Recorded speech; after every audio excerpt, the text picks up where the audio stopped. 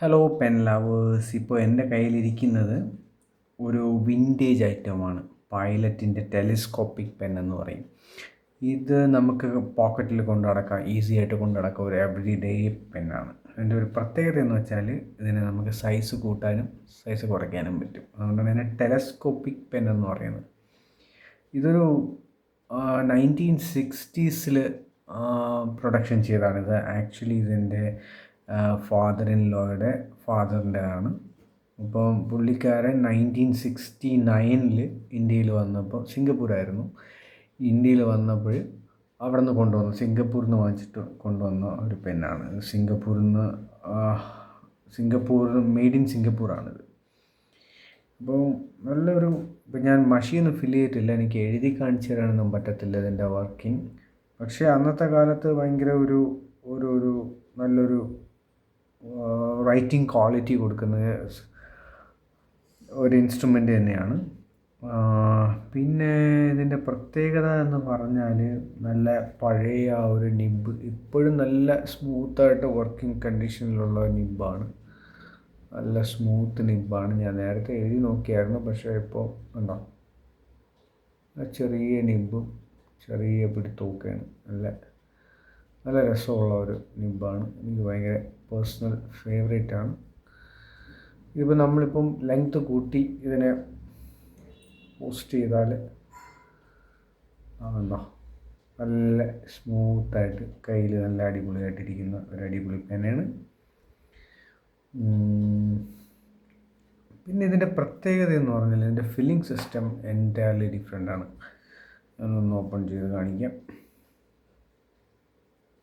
പഴയതാണ്, ഒരു അഡ്ജസ്റ്റ്മെൻറ്റിൽ വെച്ചേക്കുകയാണ്. ഒരുപാട് ഡിഫക്ട്സ് ഒക്കെ വന്നതാണ്.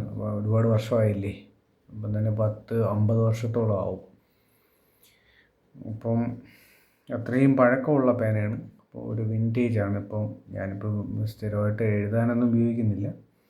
എഴുതാൻ ഉപയോഗിക്കുക അങ്ങനെ കൊണ്ടു നടക്കാൻ പറ്റിയ ഒരു പരുവമല്ല, കാരണം പ്രായം അനുവദിക്കുന്നില്ല. അതിന് ഒരുപാട് കൊണ്ട് നടക്കുന്നതിൽ പ്രശ്നമൊന്നുമില്ല, പക്ഷേ ഞാനതിൻ്റെ പ്രായം പരിഗണിച്ച് ഞാനങ്ങനെ എടുക്കുന്നില്ല. ഇതിന് ചെറിയൊരു ലീക്കുണ്ട്, ആ ലീക്കൊക്കെ അടച്ചിട്ടുണ്ട്. ഇതിൻ്റെ ഫില്ലിംഗ് മെക്കാനിസം എന്ന് പറഞ്ഞാൽ ഈ കാണുന്ന ബട്ടണില്ലേ, ഇതിപ്പോൾ വർക്ക് ചെയ്യത്തില്ല, സ്റ്റക്കായിപ്പോയി.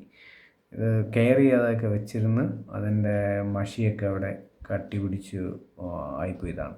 ഇതിൻ്റെ ഫില്ലിംഗ് മെക്കാനിസം എന്ന് പറയുന്നത് ഇതിനെ ഇങ്ങനെ ആക്കിയിട്ട് ഇതിനെ ഫ്രണ്ടിലോട്ട്, ഇപ്പോൾ ആവത്തില്ല, ഇതിനെ ഫ്രണ്ടിലോട്ടാക്കിയിട്ട് മഷിയിൽ ഇങ്ങനെ മുക്കിയിട്ട് ഇതിനെ ഓപ്പൺ ചെയ്ത് കൊടുത്താൽ സക്ക് ചെയ്തങ്ങ് എടുക്കും. ഇങ്ക് അത്രയും സക്ക് ചെയ്തെടുത്ത് ഫുള്ള് നിറഞ്ഞ് അത്രയേ ഉള്ളൂ. പിന്നെ ബാക്കി ഈ അടപ്പ് കൊണ്ടങ്ങ് ക്ലോസ് ചെയ്യുക, പെൻ റെഡിയാണ്. ഇതിന് ഞാനിപ്പോൾ മഷിയൊന്നും നിറച്ചിട്ടില്ല, അതുകൊണ്ട് എഴുതി നോക്കാനൊന്നും പറ്റത്തില്ല, എഴുതത്തുമില്ല.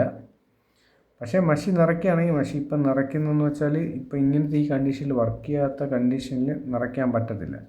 അതുകൊണ്ട് ഞാൻ ഇതിനെ ഒന്ന് ഊരിയിട്ട് ഒരു സിറിഞ്ചും നീഡിലും വെച്ച് അകത്തേക്ക് മഷി നിറച്ച് കൊടുക്കുകയാണ് ചെയ്യുന്നത്.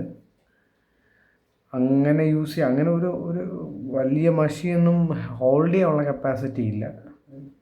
എങ്കിലും ഒരുവിധം ഇച്ചിരി മഷിയൊക്കെ നിറച്ചാൽ നമുക്ക്, ഞാൻ പറഞ്ഞില്ലേ, പ്രാക്ടിക്കൽ ഡിഫിക്കൽറ്റിയാണ്. അതുകൊണ്ടാണ് ഞാൻ പറഞ്ഞത് എവറി ഡേ പെന്നായിട്ട് എന്നെ കൊണ്ടു നടക്കാൻ പറ്റത്തില്ല. ഒരു പ്രാക്ടിക്കലി ഈ ഒരു ബുദ്ധിമുട്ടുള്ളത് കൊണ്ട് തന്നെയാണ്.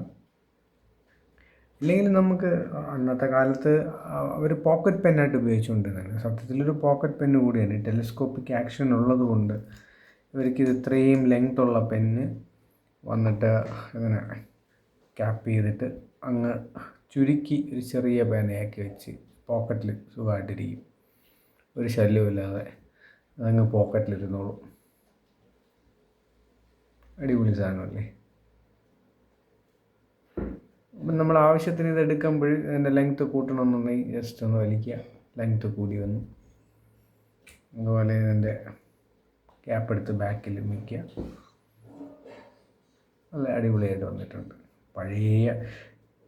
പഴയ നിബ്ബാണ്, പക്ഷേ നിബ്ബ് ഇപ്പോഴും നല്ല സ്മൂത്താണ്. ഞാനിൽ മഷി നിറയ്ക്കാത്തത് കൊണ്ടാണ് എഴുതി കാണിക്കാത്തത്. നല്ല ഫൈനാണ്, ഫൈൻ പോയിൻ്റാണ്. നല്ല അടിപൊളിയായിട്ട് നല്ല സ്പീഡിലൊക്കെ എഴുതാൻ പറ്റും.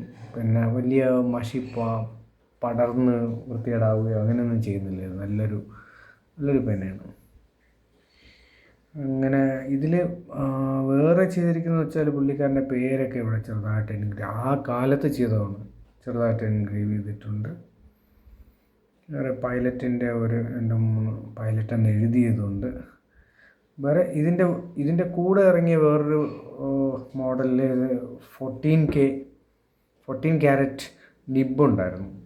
പക്ഷേ ഇതിൽ 14 ക്യാരറ്റ് നിബ്ബൊന്നും ഗോൾഡ് 14 ക്യാരറ്റ് ഗോൾഡ് നിബ്ബ് വെച്ചൊരു മോഡൽ ഇതിൻ്റെ കൂടെ ഇറങ്ങിയിരുന്നു. പക്ഷേ ഇതിൽ ആക്ച്വലി 14K ഒന്നും എഴുതിയിട്ടില്ല. അതിൻ്റെ അർത്ഥം ഇത് ഗോൾഡ് നിബ്ബ് അല്ലെന്നാണ്. പക്ഷേ ഗോൾഡ് നിബ്ബ് വെച്ച ഒരു ഓപ്ഷൻ കൂടെ ഉണ്ടായിരുന്നു. ഇവിടെ ചെറിയൊരു പൊട്ടലൊക്കെ വന്നിട്ടുണ്ട്. ഇത് യൂസ് ചെയ്ത പിന്നീട് യൂസ് ചെയ്ത ആൾക്കാരെല്ലാം അതിനെ വളരെ കെയർലെസ് ആയിട്ട് ഉപയോഗിച്ചു എന്നതിൻ്റെ തെളിവാണ് ഈ പൊട്ടലും താഴെയൊക്കെ ഇട്ടിട്ടുണ്ട്. ഈ പൊട്ടലൊക്കെ ഞാൻ പിന്നീട് ഒരാളെ കൊണ്ട് ചെയ്യിപ്പിച്ച് അന്ന് അടപ്പിച്ചതാണ്. അതുകൊണ്ട് ഇപ്പം ലീക്കില്ല. എല്ലാ സമയം ഭയങ്കര ലീക്കായിരുന്നു. അപ്പം ഇതാണ് മുതൽ 1969. അതിന് മുന്നെയാണ് 69-ൽ ഇന്ത്യയിൽ വന്നു. പക്ഷെ അതിന് മുന്നേ ഇത് വാങ്ങിച്ച പേനയാണ്. ഞാനിതിൻ്റെ ഹിസ്റ്ററിയൊക്കെ തിരഞ്ഞ് ഗൂഗിളിലൊക്കെ സെർച്ച് ചെയ്തപ്പോഴാണ് ടെലസ്കോപ്പിക് ഫൗണ്ടൻ പെൻ 1960s 60സിലുള്ള പ്രൊഡക്ഷനാണ്.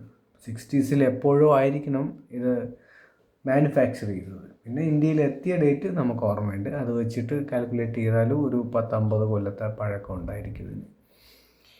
അപ്പോൾ അത്രയും കാലത്തിലൂടെ കടന്നു വന്ന പേനയാണ്. ഒരുപാട് എഴുതിയിട്ടുണ്ട്.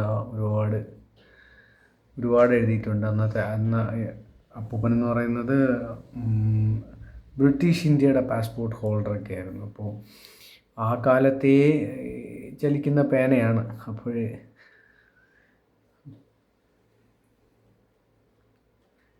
അപ്പോൾ അത്രയേ ഉള്ളൂ ഇതിനെക്കുറിച്ച് പറയാനായിട്ട്.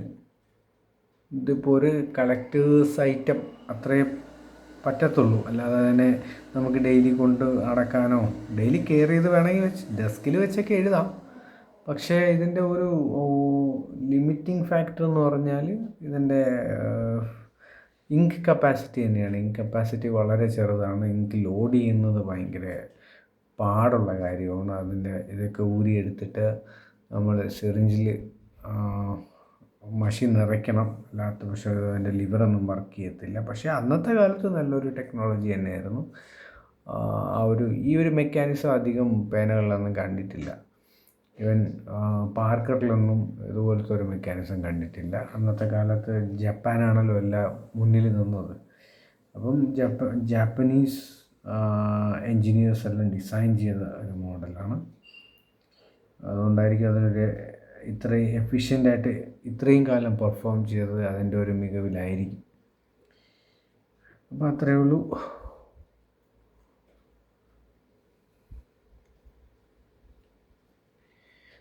ഈ പേനയെക്കുറിച്ച് പറയാനായിട്ട്. ഇനി അടുത്തൊരു പേനയായിട്ട് അടുത്തൊരു വീഡിയോ കാണാം. അതുവരെ ബൈ.